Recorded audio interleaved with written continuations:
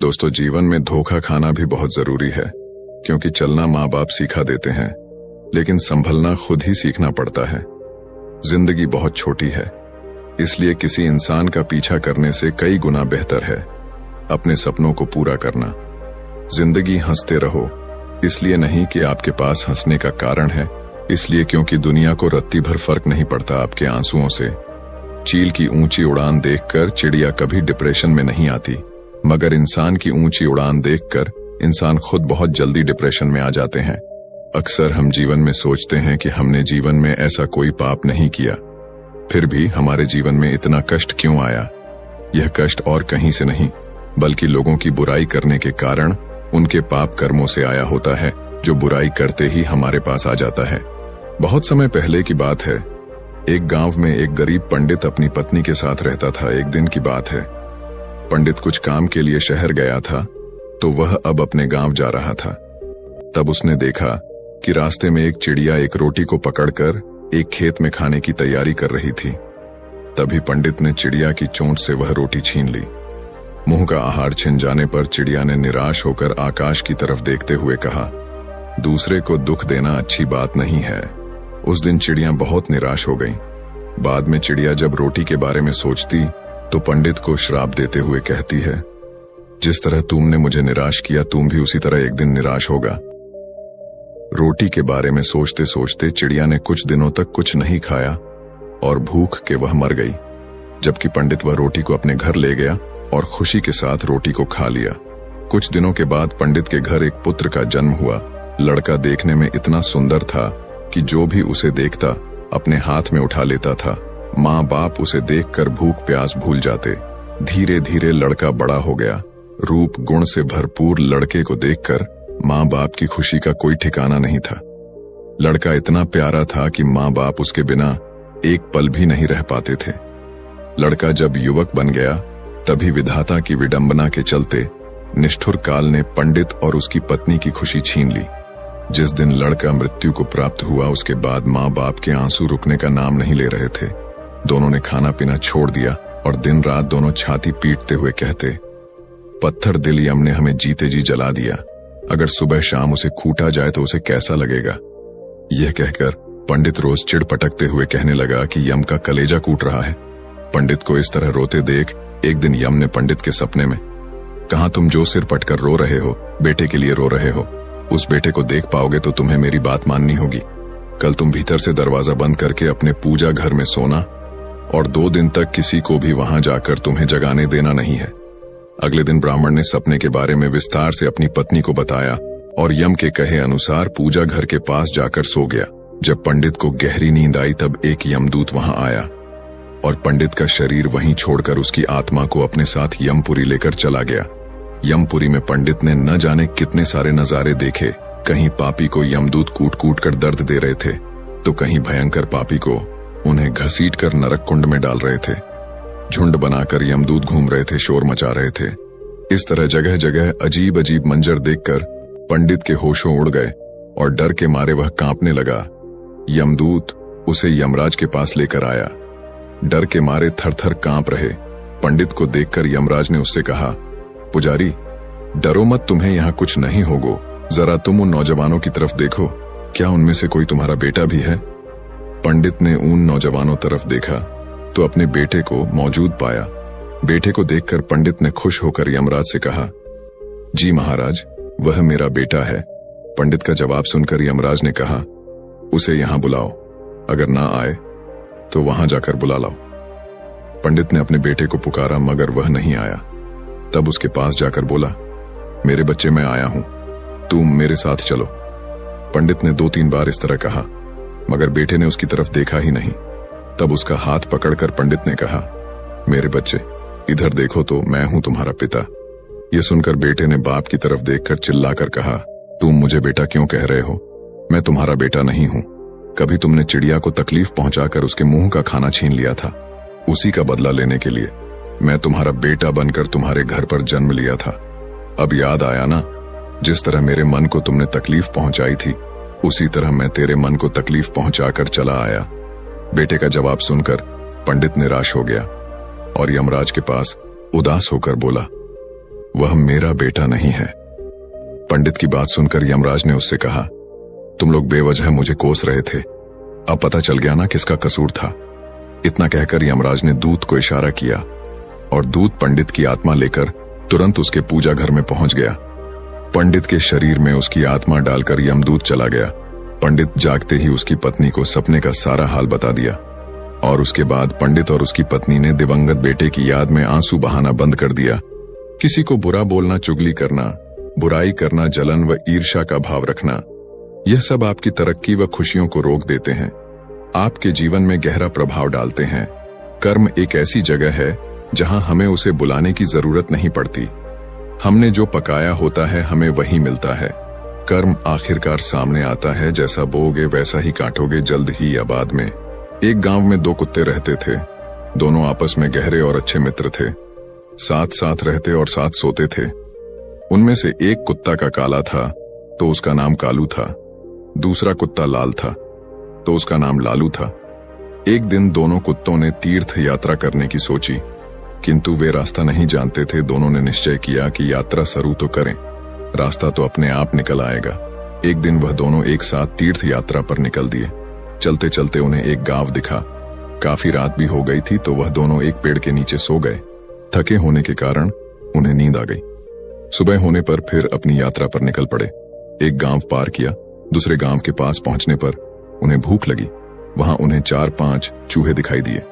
लालू की पूंछ खड़ी हो गई। वह कालू से कहता है, क्यों गंडक जी, आप फरमाओ तो मैं इन 3-4 चूहों की चटनी बना डालूं।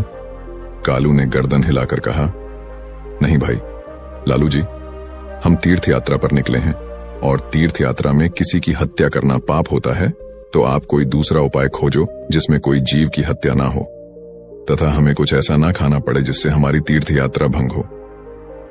दोनों कुत्ते एक सपाटे पर रुक गए। वहां पर एक मंदिर था।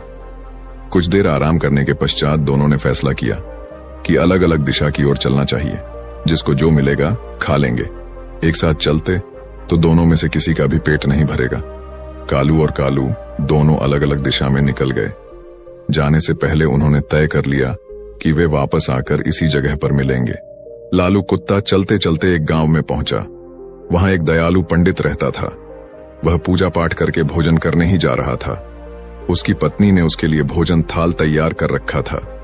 पंडित ने भोजन को भोग लगाया ही था कि लालू कुत्ते ने झट से उसकी थाली में मुंह डाल दिया तथा एक रोटी उठाकर वहां से भाग गया और पंडित ने ईश्वर का नाम लिया और हाथ धोकर उठ गया।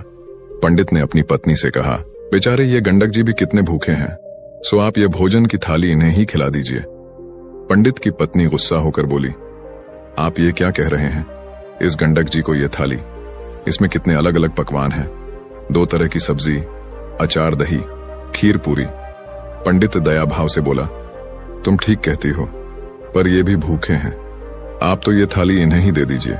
सोच लो कि ये थाली इनके ही भाग्य में लिखी थी। इसके पश्चात पंडित ने लालू कुत्ते को खूब पेट भरकर भोजन करवाया। लालू ने उसे खूब दुआएं दी। उधर कालू कुत्ता एक किसान के यहाँ पहुंचा। किसान अपने खेत में चक्कर लगा रहा था और जंगली जानवरों को खेत से बाहर निकाल रहा था। किसान की पत्नी खाने की थाल रख कर गई थी। थाल में भिंडी की सब्जी थी और बाजरे की रोटियां थीं।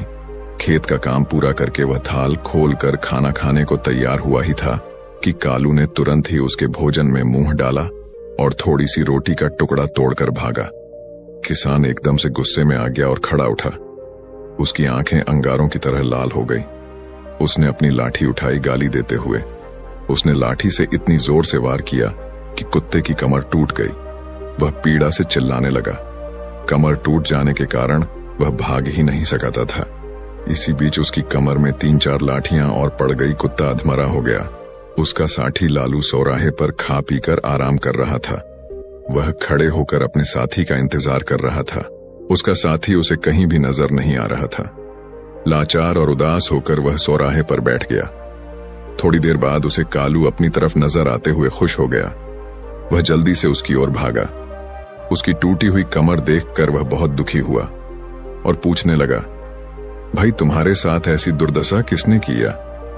कौन पापी है जिसने एक रोटी के लिए तुम्हारी कमर ही तोड़ डाली? कालू की आंखें भर आई। उसने पीड़ा से कहते हुए सारी बात सुनाई। कालू की बात सुनकर वह क्रोध तथा दुख में डूबकर बोला, मैं उससे अपना बदला जरूर लूंगा। उस किसान को बताऊंगा कि खुद की कमर किस प्रकार टूटती है तो कैसा लगता है। लालू भी बोला, मुझे भी उस पंडित का कर्ज चुकाना है, उसने मुझ पर कितनी कृपा की है, मैं रोम रोम से उसे आशीष देता हूँ। इसी प्रकार बातचीत करते हुए दोनों कुत्तों ने अंत में यह निश्चय किया कि उन्हें प्राण त्याग देना चाहिए तथा प्राण त्यागने के बाद उनके घरों में जन्म लेना चाहिए। इत्तेफाक से ना तो किसान के घर कोई पुत्र था और ना ही पंडित के। दोनों कुत्तों ने मंदिर आगे जाकर अपने प्राण त्याग दिए। एक ही पल में दोनों मृत्यु को प्राप्त हो गए। कुछ समय पश्चात कालू ने किसान के घर जन्म लिया। किसान बहुत खुश था, किंतु उसकी खुशी अगले ही दिन विलुप्त हो गई। घर में इस पुत्र के जन्म होते ही उसकी पत्नी अस्वस्थ रहने लगी। उसका बैल मर गया। पहले जन्मदिन पर किसान के हरे भरे खेत को जानवर ने तहस नहस कर दिया और दूसरी तरफ पंडित के घर भी पुत्र का जन्म हुआ। पंडित और उसकी पत्नी बहुत खुश थे। कुछ समय बाद पुत्र के बड़े होते ही राज दरबार में पंडित का पद ऊंचा हो गया। पंडित ने राजा को एक युद्ध में जीत की बात बताई।